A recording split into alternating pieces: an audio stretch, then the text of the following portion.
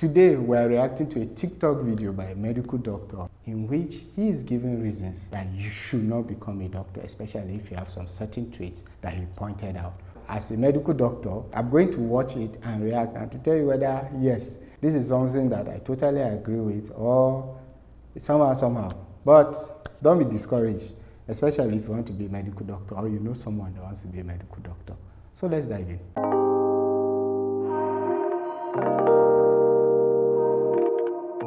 You shouldn't go into surgery if you don't like coffee. If you don't like coffee, you need the coffee during the day. You kickstart your morning. So if you had a rough night, you also need to take the coffee to kickstart your day. Ironically, I'm someone that coffee had never really worked for. It doesn't keep me awake. I can drink coffee and sleep. In fact, you can wake me up from sleep, give me coffee, and I'll still go back to sleep. I think if I could drink coffee in my sleep, I'll still drink it and continue sleeping. So coffee does not work for me. But the good thing is that if I need to be awake, I can be awake. And then I don't find it difficult to fall asleep too. So I have that kind of special physiology. However, many doctors need to take coffee to be awake because there are a lot of times you're going to work at night.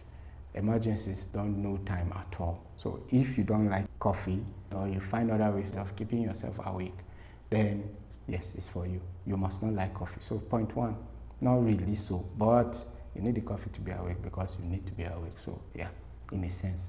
Let's move to the next one. You don't like staying up till at least 2 or 3 o'clock in the morning.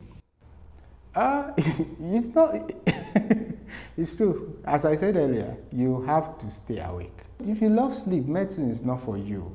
In fact, it's saying 2 or 3 in the morning. Many times, I know how many times I've been on call and I didn't sleep all through the night. And with the Nigerian system, you still continue work the following day. So imagine you coming to work the previous day and then staying back to do call where you're awake throughout the night and then you continue work the following day too. That happened a lot. So if you're someone that loves sleep or you like sleeping early as a medical doctor, this is not going to work at all, sincerely. Many times it will even go beyond 3 in the morning. Let's move to the next point. You don't like studying heaps. You don't like studying heaps. It's true. Forget it.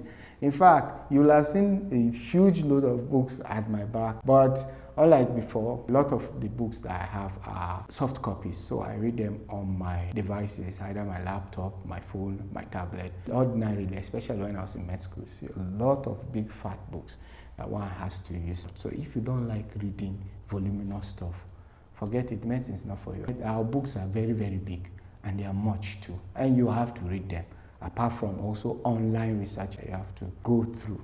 So if you don't like reading, and if you don't like reading academic materials, there's no way you're going to survive as a medical doctor. Even if you miraculously graduate from med school, there's no way you're going to survive as a medical doctor. You'll just be a bad doctor because you have a lot of exams to write afterwards, and then you need to also be updating your knowledge. So yeah, if you don't like studying voluminous stuff, medicine's not for you.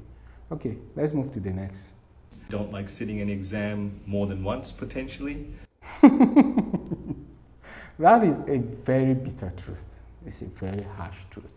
I've written exams more than once, a couple of times. And there's nobody that gets into medicine except they use one kind means. You don't get into medicine without being an intelligent person because the exams to get into med school is usually quite difficult. And people that are not intelligent wouldn't pass at all.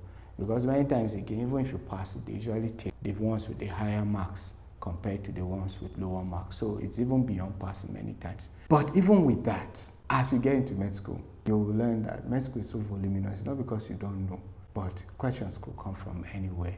And it could be unfortunate for you that some of the questions are things you really didn't touch or things that you didn't master. So you have to learn to handle these things. They happen. There are fewer people that went through med school and med practice without reciting an exam compared to those that did. So you have to learn to dust yourself up. Immediately it happens and then move on. If you are scared of failing exams, medicine is not for you. Let's not even talk about the practice. Let's continue. And you don't like people. You don't like people. You are working with people. You're a medical doctor. If you don't like people, you're going to be miserable at your job. So liking people is an added bonus that will help you to cope with the plenty demands of medicine. So true. I agree with that. If you're one of these people, then really, I don't think surgery is for you. It's true. I agree with this. All the points that he listed are very valid. They are very valid. You wouldn't walk. You wouldn't even stand a chance as a medical doctor if you don't have these 5 qualities. So, what do you think, doctors? If you like this video, please give it a thumbs up. And if you love what I do and want to remain here, please subscribe and turn on the bell notification. Thank you, and I'm going to see my next video. Bye.